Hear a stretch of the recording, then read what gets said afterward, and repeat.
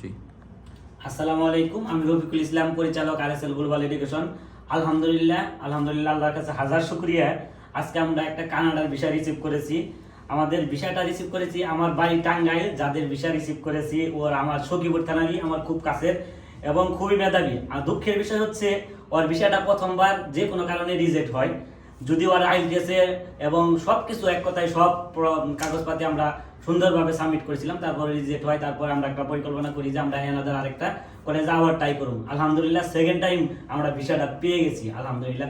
তার মানে একটা জিনিস আমরা বুঝতে পারলাম যে যদি সব কিছু ঠিক থাকে, সব কিছু সুন্দরভাবে সাবমিট করা যায়, তাহলে অবশ্যই ভিসা হয়। কারণ ওর IELTS এর রেজাল্ট 7, ভিসা অন্য ডকুমেন্ট সব কিছু মিলে ভিসা রিজেক্ট হওয়ার কোনো কারণ ছিল না।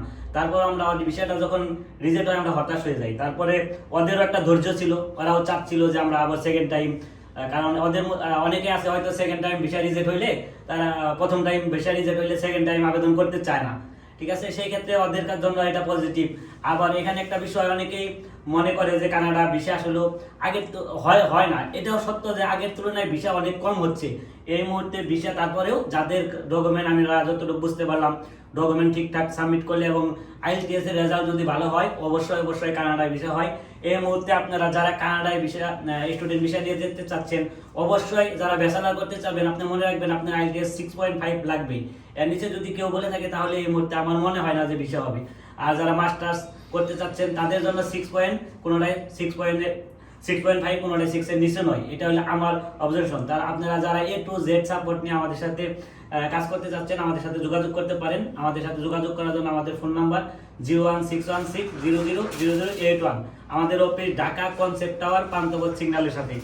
আমি রিয়াদের কাছে জানতে চাচ্ছি যে আমাদের সাথে কাজ করে তোমার কেমন লেগেছে? কাজ করে অনেক ভালো লাগছে।